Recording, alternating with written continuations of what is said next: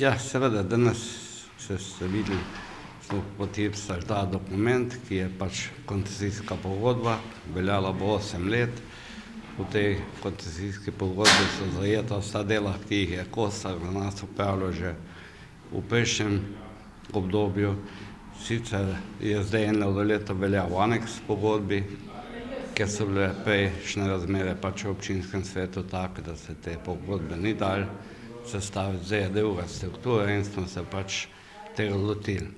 Sicer je pa to nujno, drugače občina ostane brez komunalnih storitev in mogli smo to dokončati. Za uporabnike se to občane ne spremeni nič.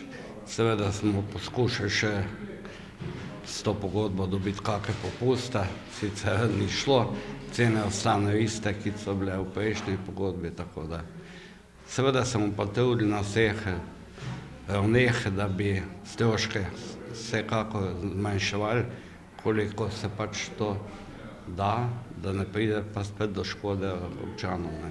Vrednost pogodbe v tem obsegu, ko je zdaj okoli 520 000 evrov, letno govorimo, ampak to niso cene fiksne, ker vemo, da lahko se razmere na terenu čisto spremenijo in bojo cene pač storitve dražje, ne. Tukaj je predvsem pri zimski službi je planirana v istem znesku, ki je bila lansko leto, vemo pa, da je to že krat trikratnik te cene včasih, no. Zdaj, če nam bo vreme poslužilo, bo to ostalo v tej obliki nekje, lahko manj, lahko, če pa veliko snega, bo pač ta cena druga. Ja, predvsem sem zadovoljen in ponosen na to, da smo dosegli tako stopnjo zbiranja ločenih odpadkov, da smo na sam Cerod lansko leto ali pa letošnje leto zapeljali 12 ton odpadkov, to je zanemarljivo.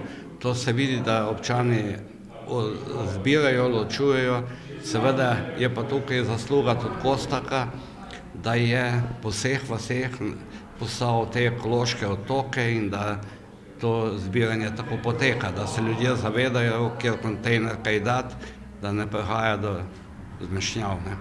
Tudi na vodooskrbi je bilo veliko narejenega, montirani so bili filtri pri zajetju jama, tako da letos so bili še enkrat dograjeni in ves ta čas, odkar so ti filtri, v naši občini ni bilo prekuhavanja vode, no. Moram reči, tudi do največjih neurij in najbolj kavni vodi, ki priteče iz Gorjanc, do prekuhavanja ni prišlo, tako da ta zadeva je v naši občini rešena. Nismo imeli zbiranja, javni razpis se je prijavil Kostak, drugega ni bilo. Od teh 520 000, ne, to pomeni letna vrednost, koliko tega odpade, mislim, plača občina, koliko gre to za strošek občanov preko položnic, je znan ta podatek? Ja, ta podatek mi čisto ni znan, ampak večinoma teh zadev, saj veste, voda, komunala, se izdajajo položnice, odpadki so položnice, vse to drugo, kar je pa vzdrževanje cest, je pa občina, pogrebna služba večinoma občani, nekje tudi občina, tale urejanje mesta, pa košnja zelenic, pa urejanje javne razsvetljave, pa okraševanje mesta, to je pač vse v občinski lasti, tako da to, ki je bi nekje mogoče na polovico lahko dal, ali pa še več občin.